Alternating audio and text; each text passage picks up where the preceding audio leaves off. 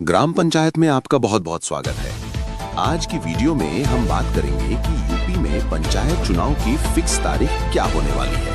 आपको इस बार आरक्षण का लाभ कितना % मिलने वाला है, पिछड़ा वर्ग आयोग के गठन का क्या हुआ, कब तक वो सक्रिय होगा, कब तक आपको उसका लाभ मिलेगा, पूरी जानकारी आज की इस वीडियो के अंदर आपको मिलने वाली है।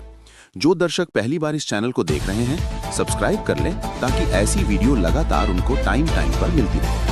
पंचायत चुनाव को लेकर के सोशल मीडिया से लेकर के प्रिंट मीडिया तक लगातार कुछ न कुछ अपडेट लोगों को मिलता जा रहा है और इस अपडेट मिलने के वजह से लोगों में ये उत्सुकता कंटिन्यूअस बनी रहती है कि इसके बाद कौन सी सूचना आएगी, इसके बाद कौन सी डेट को लेकर के कोई इन्फॉर्मेशन आएगी। सारी जानकारी एक युवा मतदाता और युवा प्रत्याशी जानना चाहता है। इसके अलावा मैं आपको बताना चाहूंगा, यदि आप अपने ग्राम सभा में नई वाली वोटर लिस्ट की जांच करना चाहते हैं, उस वोटर लिस्ट को देखना चाहते हैं, तो उसकी भी जानकारी इस वीडियो में देने वाला हूं। कंप्लीट वीडियो वॉच करना ताकि आपको एक एक चीज सही तरीके से पता चल सके।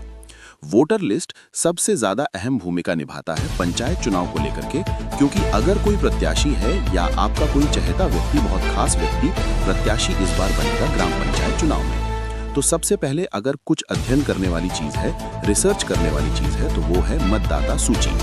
क्योंकि आप पूरे क्षेत्र में घूम घूम कर प्रचार करते रहें, कहीं आपके खास वोटर जो हैं, जो आपके कट्टर समर्थक हैं, ऐसे अगर 15-20 लोगों का नाम वोटर लिस्ट से गायब रहेगा और आप सिर्फ क्षेत्र में प्रचार प्रसार में लगे रहें, तो 20 से 25 वोट नुकसान का मतलब ये होता है कि आप 50 वोट के नुकसान पर हैं।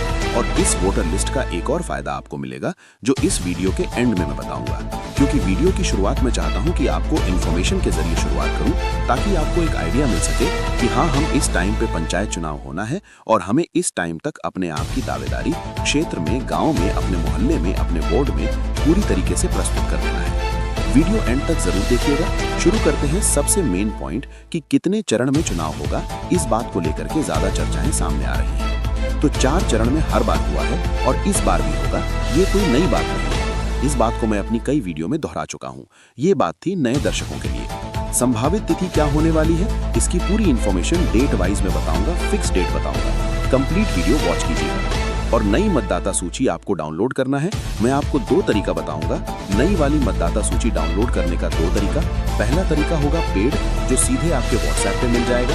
एक उचित चार्ज देके, उचित शुल्क लेकर के आपको व्हाट्सएप कर दिया जाएगा। दूसरा तरीका फ्री का बताऊंगा, इसी वीडियो के अंदर बताऊंगा। कंप्लीट वीडियो देखिएगा। सबसे पहले मतदाता सूची की बात करते हैं। तो अगर आपको फ्री में चाहिए तो गूगल ओपन करिए, गूगल में लिख दीजिएगा सरकारी वर्दी वोटर लिस्ट।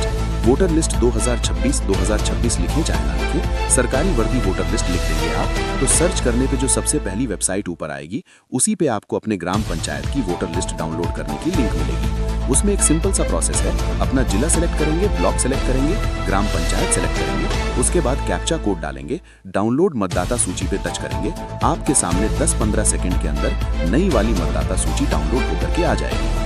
अगर इस प्रक्रिया में कोई दिक्कत है, आपको कोई प्रॉब्लम है, आप नहीं कर पा रहे हो या चाहते हो कि वो काम मेरी टीम आपको करके दे, आपके गांव की ग्राम पंचायत की वोटर लिस्ट, नई वाली मतदाता सूची आप चाहते हो कि आपके व्हाट्सएप पे इधर से मेरी तरफ से डाउनलोड करके दे दिया जाए, तो उसके लिए आप हमारे हेल्पलाइन नंबर 8081377031 इस नंबर पे संपर्क करके मतदाता सूची आप अपने मोबाइल पे मंगवा सकते हैं।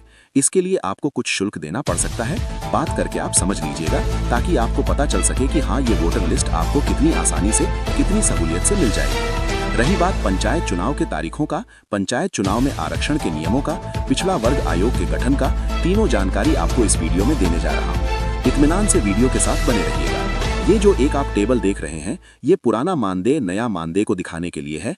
पुराना मानदेय प्रधान जी लोगों का इतना था और नया मानदेय इस तरीके से है। जैसे कि अगर जिला पंचायत अध्यक्ष की बात करें तो 14,000 मिलता था, लेकिन अब नया मानदेय 15,500 मिलेगा।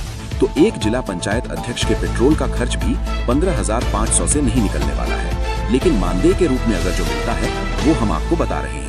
क्षेत्र पंचायत सदस्य अध्यक्ष यानी ब्लॉक प्रमुख को पहले 9,800 मिलता था, अब 11,300 मानदेय या भत्ता के रूप में मिलेगा। ग्राम प्रधान जी को पहले 3,500 रुपीज मिलते थे, लेकिन अब 5,000 रुपए प्रति माह ये उनके भत्ते मिलेंगे मानदेय के रूप में। और जिला पंचायत सदस्य को पहले 1000 रुपीज प्रति बैठक लेकिन अब 1500 रुपीज प्रति बैठक मिलेगा। क्षेत्र पंचायत सदस्य यानी बीडीसी को पहले 500 रुपीज प्रति बैठक लेकिन अब 1000 रुपीज प्रति बैठक मिलेगा। ग्राम पंचायत सदस्य को पहले कुछ नहीं मिलता था लेकिन अब ऐसा प्रावधान है कि 100 रुपए उनको प्रति बैठक मिलना तय हुआ है। अब क्षेत्र पंचायत, ग्राम पंचायत सदस्य जो हैं, इनकी बैठकें तो कहीं कहीं होती है, कहीं कहीं बिल्कुल निल होता है। तो जहां बैठकें होती हैं वहां पर अगर जिला ग्राम पंचायत सदस्य जाते हैं तो 100 रुपए प्रति बैठक के हिसाब से उनको भत्ते के रूप में या बैठक के रूप में मिलेगा। अब वे इस बात को जानते होंगे तो अपने प्रधान जी से मांग पाएंगे, ले पाएंगे, और नहीं जानते होंगे तो फिर बैठक का चाय पानी लेके उठ जाएंगे। हमारा अगला अपडेट है पंचायत चुनाव के चरणों को लेकर के। पिछली बार कितने चरण में हुआ था, उस डेटा के आधार पे इस बार कितने चरण में होगा, उसकी एनालिसिस हम सभी लोग कर सकते हैं। जैसे कि अप्रैल में 4 चरण में हुआ था पिछली बार 2021 का चुनाव, जो हमारा 2021 का ग्राम पंचायत चुनाव था, प्रधान का चुनाव था, बीडीसी और क्षेत्र पंचायत और जिला पंचायत सदस्य का चुनाव था। ये सारा चुनाव 4 चरणों में ही निपटाया गया था। पहले चरण में ये सभी जिले थे। स्क्रीन पर जिले का नाम लिखा हुआ है, आप देख सकते हो। मैं पढ़ के नहीं सुनाऊंगा, आप स्क्रीनशॉट ले लो या मैं साइड में हूँ, आप इन्हें देख सकते हैं। पहले चरण में जिन जिन जनपदों को सिलेक्ट किया गया था पिछली बार, उन्हीं जनपदों को इस बार भी पहले ही चरण में सिलेक्ट किया जाएगा। ऐसा 99% उम्मीद है, इसमें कहीं कोई कट नहीं है। मैं बताऊंगा क्यों ऐसा 100 में 99% है, मैं अभी थोड़ी देर बाद आपको बताऊंगा। तो 15 अप्रैल 2021 को पहले चरण का चुनाव था, इसमें इन सभी जिलों को शामिल किया गया था। इसी तरीके से 2021 के दूसरे चरण वाले चुनाव में इन सभी जनपदों को शामिल किया गया था। इस बार उम्मीद है कि इन सभी जनपदों को दूसरे चरण के चुनाव में शामिल किया जाएगा। इसके पीछे कारण क्या है वो मैं अभी आपको 2 मिनट में बताऊंगा।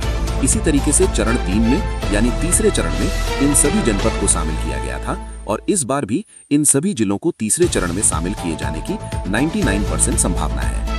इसके अलावा चौथा चरण, जिसको आखिरी चरण कहते हैं, इन सभी डिस्ट्रिक्ट को चौथे चरण में शामिल किया गया था और इस बार भी इन सभी डिस्ट्रिक्ट को चौथे चरण में शामिल करने की पूरी संभावना है। एक और मैं इसके पीछे लॉजिक देना चाहूंगा। ऐसा क्यों? क्योंकि किसी नियम को अपडेट तब किया जाता है, किसी नियम में छेड़छाड़ तब की जाती है जब उस नियम के वजह से कोई आपत्ति आती है, कोई विरोध आता है, कोई याचिका दायर की जाती है, तब उस नियमों में किसी भी प्रकार का उतार चढ़ाव, फेरबदल पॉसिबल हो पाता है। लेकिन मुझे नहीं लगता है कि पूरे उत्तर प्रदेश के किसी भी जिला के ग्राम प्रधान को या ग्राम प्रधान के किसी संगठन को कोई आपत्ति नहीं है चरणवार मतदान होने से, या कौन से चरण में कौन सा जिला रखा जाए, इस पर उनकी कोई प्रतिक्रिया नहीं है। चाहे पहले चरण में उनका चुनाव हो, चाहे चौथे में हो, उन्हें चुनाव होने से मतलब होता है। तो जब इस पर कभी किसी प्रकार का विरोध नहीं है, किसी प्रकार की आपत्ति नहीं है, तो इस नियम में, इस शेड्यूल में किसी प्रकार के छेड़छाड़ की कोई संभावना नहीं दिख रही है। ये मेरा पहला लॉजिक है। दूसरा कि हो सकता है चरण का जो क्रम है वो इस बार उल्टे क्रम में आ जाए।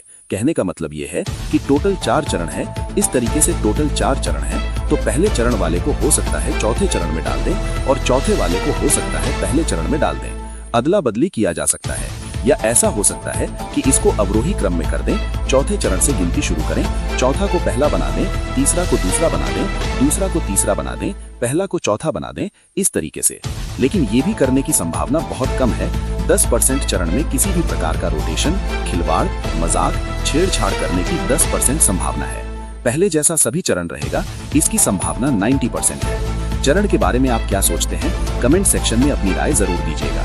तो ये रहा चरणबद्ध। अब बात आती है आरक्षण की। अब मैं फिक्स डेट भी बताने वाला हूँ, तो वीडियो को एंड तक जरूर देखना है। तो आरक्षण के लिए 1 साल पहले ही पिछड़ा वर्ग आयोग के गठन की बात कही गई थी।